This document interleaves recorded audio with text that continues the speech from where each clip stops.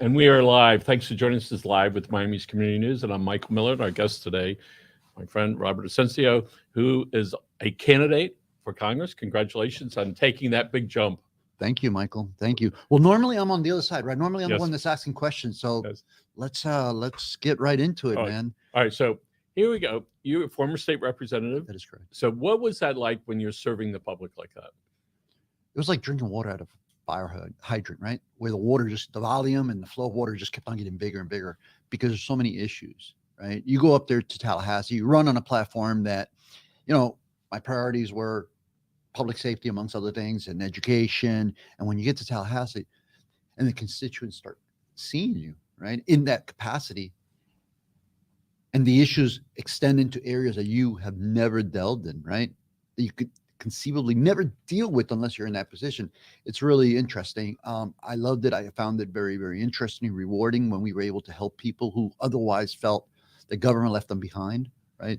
Often people just want to hear and let know that their representatives are listening to them and want to do something for them. And I think that's what we all want to be heard. People go to psychiatrists because they want somebody to listen, right? You were a police Sometimes officer. they want a little help, though. Yes. You were a police officer at Miami-Dade Public Schools for a long time. How long was that? 26 years. That was another honor, man. Yeah. Serving the community and working in the police community, amongst the police community, in a special area of serving the kids and making sure that our school system was safe, man, was so challenging, but yet rewarding. So when you're in that position, from what I understand, you're constantly trying to de-escalate things. Yes. So it doesn't get out of hand, because nothing good comes out of when it gets out of hand. So when you were in Tallahassee and you're looking at what could be conceived as organized chaos, so you already had that ability to sort of separate it so you could move forward. That's a pretty good analogy. Yes, absolutely. So it's always, managing or mitigating situations, right? In law enforcement, I like to say that police should always be the last resort. Arrest should always be the last resort, because you must deal with people's issues. You must figure out why people are doing what they're doing. And obviously, if they commit a serious crime, something that we don't have discretion on, then we should definitely make that arrest right there on the spot. But when it comes to children, and you're talking to parents, parents come on campus and they commit some offense that we consider violation of the law. If it's minor, then let's take a look at it. Let's figure out what's going on. Often it's emotions, right? And how do we get with our children? Your grandchildren, my God, you're probably killed for your child, right? So a lot of emotions go into people dealing with the school system. That's why I say it was very challenging. Unlike street police, which I did do street policing. And you were in the armed services for a while? I was 6 years in the military. Yeah. I was in the reserves. I served down here in South Florida. I signed up with the Civil Affairs Unit, and then they had a Special Forces unit assigned to them. And I liked the guys with those berets, and I liked the fact that they were jumping out of airplanes. And I'm like, I want to do that. So I applied, and man, it was very, very rigorous, not only pre-qualification, but then training. And the job was also, everything I've done has been challenging, but rewarding at the end of the day. I was talking to now Commissioner McGee. Yeah, and he told me when he went to law school, he decided to be a prosecutor. I go, what? Yeah. And I go, why? He says, because I realized that I could make a decision whether to prosecute or not. Yeah. And they could give that kid a break, all right? Or that person a break, because sometimes once they're in the system, it's hard to get them out. So when you were with the school board police, you had to make those decisions and calm it down and to keep things going. So let's talk about if you're elected, and when that election is coming up when? So I have a primary on August 23rd, and then the general election is in November 8th. So let's say what do you do? Let's say come November, you're good. What do you do when you go to Washington?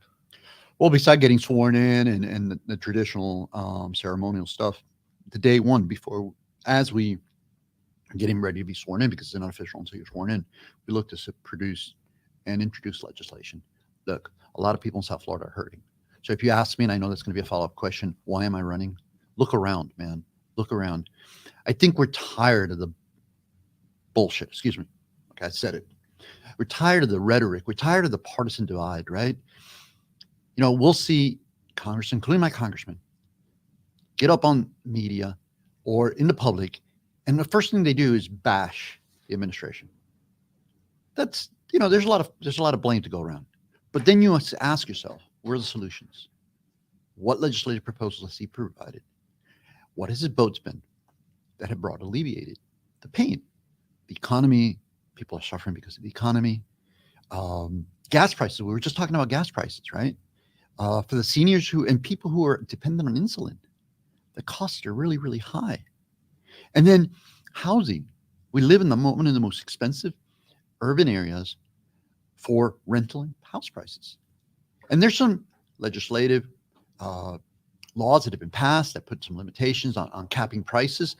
But what can we do to provide some relief from the federal level? Look, for anyone that says we're living through tough times, I think that's an understatement. But what we also need to realize is that this is a historic moment. I think the last time we went through a catastrophic worldwide pandemic was in 1918, over 100 years ago. So we're experiencing things right now that we haven't experienced in our lifetimes. So part of it is also that we're not trained to deal with that, all right? In the sense, what do we do? And so it seems right now there's moments of happiness, and the rest of the time it seems to be this never-ending bad news, all right? And so part of it is, from the emotional point, how do you get to a place in your head where you can, yes, acknowledge what's going on, but yet work on the things that are important, right? Say you're in Washington, how do you say, I'm going to put this stuff aside and let's deal with, let's say, the Everglades, very important to us, Biscayne Bay. Critically important. Our sewer system in Miami-Dade County, Yeah. I know they're working on it. It is in terrible shape, all right? And they're I think it's a little better than Fort Lauderdale. If you look at Fort Lauderdale, because they've had all the sewer breaks, I mean, that's a case point of what we could be like if we don't fix our sewer system. And I think that's the examples that the county has followed, a lot of the leaders. And yeah, no, I'm sorry, I cut you off, but I got to tell you, Michael, so how do we put across all the BS, right? All the partisan stuff. And that's the thing, is that our elected officials often aren't ready, and they become partisan hacks. Look, coming back to a couple of issues, the insulin, right? My current congressman, Carlos Jimenez, he has voted against capping the price of insulin at $35, a prescription. Why? Why can't we work with pharmacies? So how does the government do that? How does that work? That they're going to say, this is all you can charge to the pharmaceutical companies? Well, I think that there's a fine line there, right? It's not about, because the fine line is, how do you meet the people's needs without tanking businesses, right? And there's a role for everybody. But if we're giving incentives to pharmaceuticals, then they should be working with the public, right?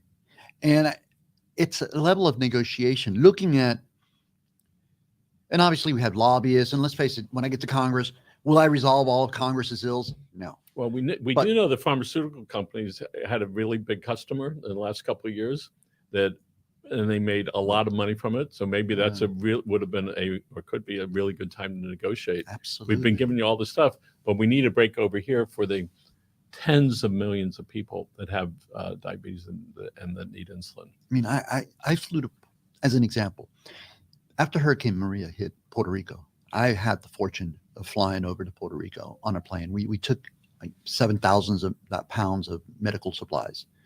A lot of it was insulin. Because when we landed in the executive airport, it's lined by a storage facility of semis, but those were at one point refrigerated. I mean, as they ran out of fuel, they, stopped burning. Inside those vehicles were doses of insulin. So our run to Puerto Rico was humanitarian purposes, to meet hospital needs, to help people with added supplies of insulin that they desperately needed, and surgical supplies. But what I'm getting at is the example. Look, if you see anybody if you ever witness somebody that's going through insulin shock, anyone that's Hold on really one second, if you could. Hey, could you look up and see how many people have diabetes and how many people take insulin in the United States? Thank you, Elaine. So if you ever see somebody going through those shocks, man, it sticks with you. And as a human being, how can you not try to having the opportunity, how can you not try to help them? And we may not agree with the politics of the administration, but at the end of the day, you must do what you can do to help people. So how do you balance? You've been in public office before, between getting pulled in many different directions. How do you do that? You have people over here that are saying yay, people over here leave it alone. You have people over here that are going this way. When you get it, would you read it? It says about 37.3 million Americans. It's a lot of Americans. So- How many in South Florida? That's over 10%. What did you say? One in how many? 1 in 10. That's Right. unacceptable. It's How do unbelievable. we vote? I mean, how does, in good conscience, how does my opponent, our current congressman, whether he believes in the administration or not, how does he in good conscience say, I'm not going to vote to cap insurance policies?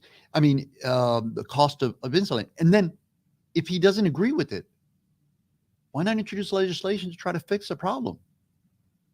Yeah. To date, we don't see that.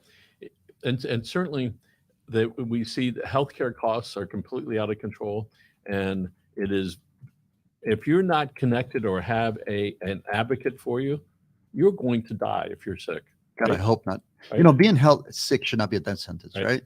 And it shouldn't be a bankruptcy, you know, a crucible to be bankrupt, right? To be financially ruined. But here's another thing, Michael, under the American Cares Act.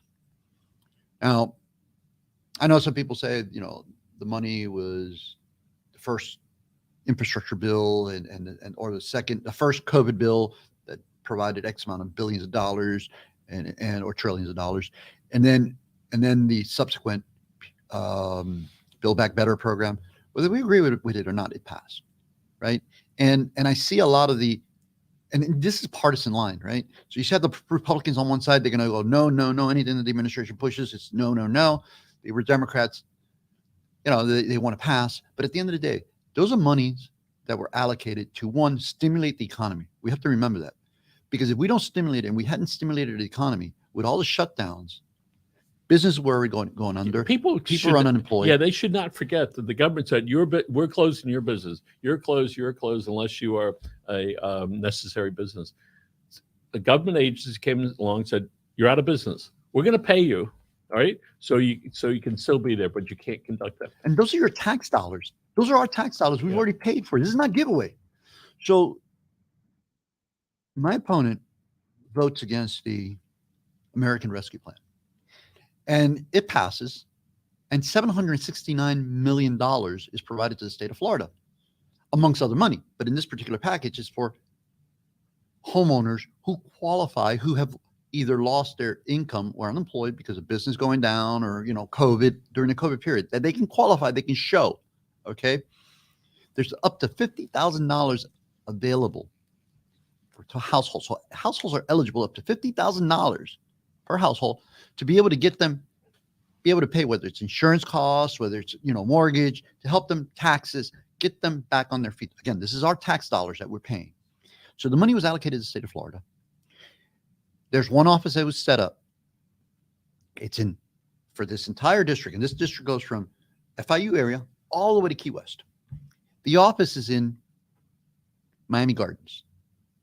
Our congressman, remember, voted against those dollars. So the money's there. In spite of his vote, the money's there. He has done nothing to let the community know, the people in his district, that this money is available to them. Remember, it's not a giveaway. You have to qualify. But for those people that do qualify, for those people that legitimately were left out of work and business, revenue, why shouldn't they benefit from a package that was created for them? And why is our congressman not telling people that? It's part of that partisan divide that if the administration is of a different party, we're going to do everything we can to say everything they do is horrible, and we're not going to pass it. We're not going to let the And public that works know. both ways. Of course. Right. And so if you're on this side, hey, good, go do that. And if you're on the other side, it's terrible that they were doing it. It certainly is hard to figure out for politicians the right thing to do. But when you look at it and say, this is good for the people, right? Maybe the party doesn't like it, but if it's good for your constituents, you have to stand up and be counted. Yeah, man. So you asked me, how do you stay grounded? And look, I'm a guy that, you see me in the community. I'm a low profile guy, but I'm in the community. I talk to people, and I think that's what grounds me. When I was in Tallahassee, how many times did I call you? How many times did I call? And it's not because you're a friend. You are a friend, but I want to hear what's going on with the media. I want to hear what people are telling you so I can better legislate. It doesn't matter that I was a Democrat. It matters that I'm serving. I've been given the high honor of serving people.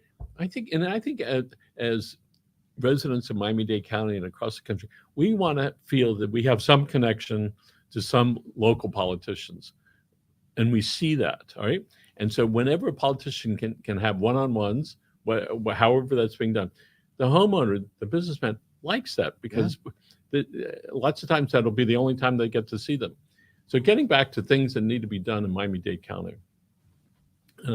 There's been money given to try to save the Everglades. All right, Biscayne Bay is very important. Yes, Biscayne Bay. The county's doing stuff, but I've seen some drawings about how to save from sea rise. Yeah. First couple plans didn't look too good. It looked like it was this huge wall, like from Coconut Grove all the way through. Now, the county has looked at having some underground tunnels, 5 different spots throughout the county. I know that's going to require some federal funds to do that.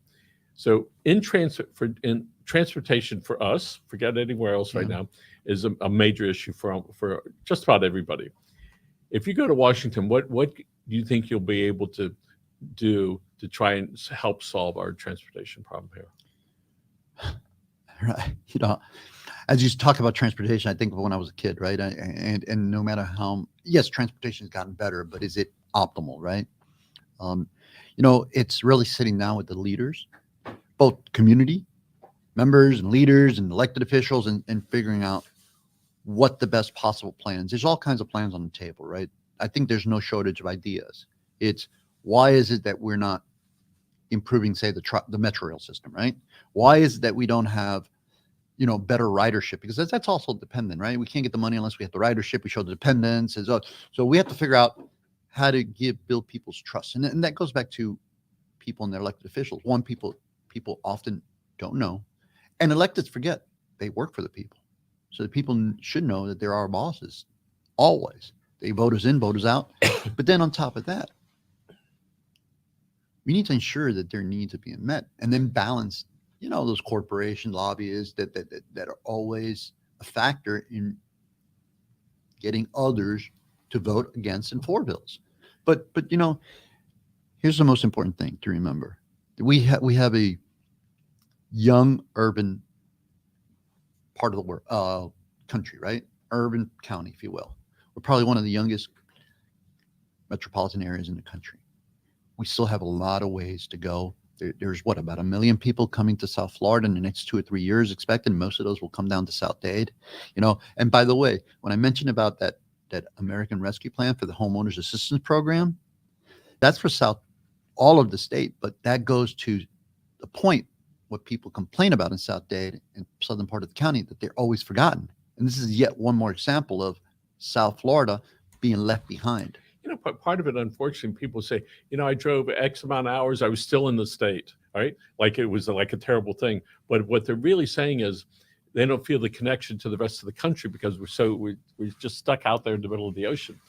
But speaking of South Dade, so the county was able to put up $100 million. The state put up $100 million. The feds put up $100 million, $300 million total to put in this busway with brand new buses. Sort of looks like a train, I understand. I hope it's under construction now. I hope that it works.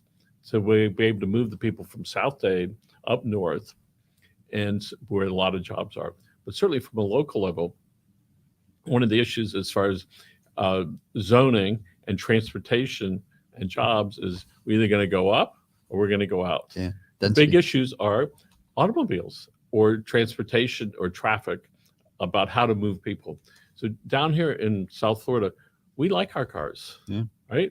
And I know a woman, she lived in New York. She didn't start driving until she was 40. Yeah. So I think that it's confidence building, right? But then I ask you, why is it that people from South Dade, my district, have to travel from South Dade all the way up to North Dade and beyond for employment?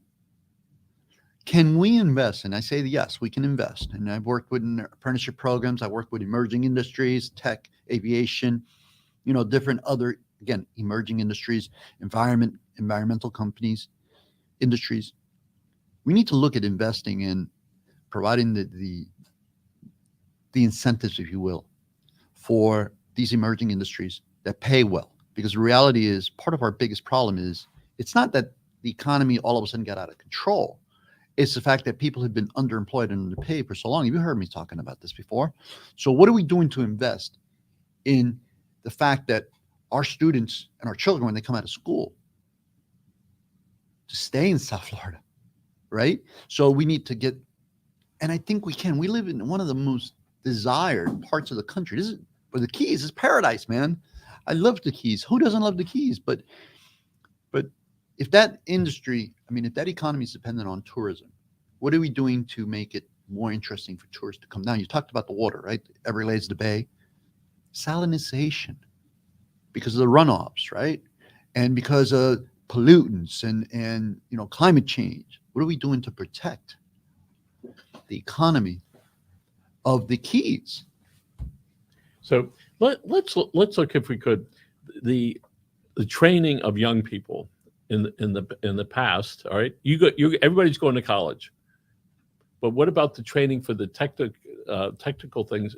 Not Niche besides specific, computers. yeah. All right, yeah, plumbers, electrician. You call an electrician recently? I did. Yeah, and how Charged me an arm and a leg, but I needed them, right? Yes, And it was so hard to find the person, because I called a couple of people and they were like, "Sorry, I'm not serving. I'm not working today." and so all those things. I think now, I think it's $100, $150 for them to come out and Yeah. look at it. All right. Those And are so high earning wages. Yes, and I think that's part of what we have to. We have to give permission to young people to say it's okay to do that, Yeah. right? Maybe you don't want to go to college, but even if you go to school, what does that mean when you walk out? So one of the first pieces of legislation I seek to introduce is going to be deal with apprenticeships, right? And it's built around the premise of earning while you learn, right? Allowing some students to offset their expenses through cooperation with businesses who will employ them. And this way they get into field sooner and they're working while they're learning, right? So that has two components. One is not just helping the students, but it's also helping the business get the best of the best. On top of that, it doesn't necessarily increase it doesn't increase the cost to the taxpayers. But what it does in the long term, it reduces social dependence on social services, because you have people gainfully employed, you have emerging industries that will be coming down, higher wage earning jobs, careers that people will be able to work in. And these are jobs that go from certification level, minor certification, all the way up to highest level degree industries. Let's touch a little bit, and I know the Congress is not involved in, but for our local school board, we have a lot of schools now that 5 years ago were jammed, and now they're not because of the proliferation of private schools, charter schools, online studies, and at home. It's a couple percent of people are taught at home, 3% or 4%. That is a real number, right? Because that money doesn't go then to the school system. There was one school out west. They 5 years ago they had 4,200 students. It's 1,200 or 1,300 now. 450 are in the magnet program, which is really tremendous. That is that's a training program to go get advanced degrees or advanced technical skill. So when they get done with that part of their education, they're already in line for it. They have an engineering department where the kids make stuff, robots, and they program it. And only 15% of the students of engineers in this particular department are women, but there seems to be a little bit more. So the training of our young people is really important, and maybe there's something that Congress can do to put together a format. Well, that's what I'm talking about, this proposal, right? Yes. To be able to, at least from the federal level, create the initiatives and the programs that can help our future. Look, training for our children starts before kindergarten, right? Pre-K. So early childhood care, all the way up to the primary years into the secondary years of school, and then post-secondary into the college and university level. It doesn't have to necessarily be college or university, but it can also be training. Look, I'm for higher education because as our society evolves, we must be training our future workers. But I recognize that the old model of solely looking at, you're going to go to the university for 4 years and you got to go out and get a job. Well, how many people have been left behind by that? The ills that we have here today in our community, in our district, can be traced to poor leadership over decades. I am a retired policeman. I'm a retired, I went to the military. Just a guy like you, man, I want a fair shake. And we pay enough taxes that we deserve a better representation. I want to come back to something. You asked me why I'm running. January 6th, one of the most painful episodes in our American history. The Capitol was raided, literally raided. And I don't know where people, please put your thoughts aside, but think about this. The last time the Capitol was raided was 1814, right? The Capitol was raided for what purpose? The Capitol was raided to stop the certification of the election, right? That election was based on the outcome of that election was based on the popular vote.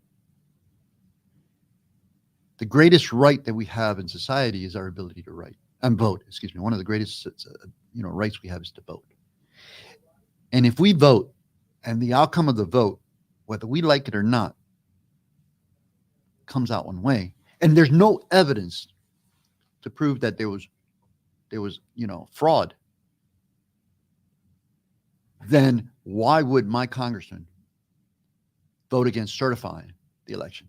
He says he voted against it to certify the will of the people, to go against you and my vote or whoever voted for this administration. If you're going to vote against the people's will, their right, there's something wrong. And then give me one last second, because this is really, really, really important. People need to understand this. Our congressman says he voted because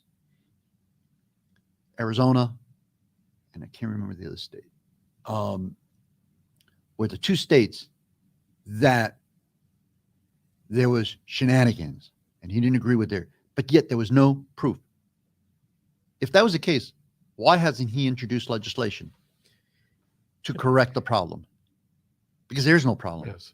And when I looked at the crowd, yes, people have a right to assemble and to protest, but there is a division, the people that stayed outside and the people that went inside. That's the difference between civilized people and animals, right? People that broke into our house, right? It was terrible. It was just atrocious, right? We'd never do that, right?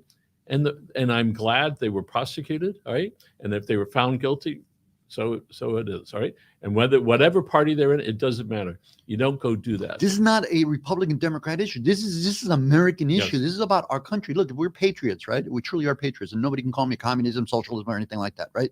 And I'm not a party hack. I'm just a fellow American that believes in our system and knows that we can do better. But to do better, we have to stop the partisan divide and stop lying to the public. Well, certainly it's been an unusual couple of years, and certainly for the next 2 years, it's going to be more unusual, right? So my brother and I wish you lots of good luck with that. Thank you. And you're welcome to come back anytime. Absolutely. Okay. I wish you luck too. Thank you. Okay. And folks, again, Robert Asencio would like your vote. You can find them all over the internet, so feel free to contact Yeah, them. we're launching AsencioForCongress.com. That'll be launched this afternoon. So please go there, help us out, join us, volunteer. I don't care what party you are.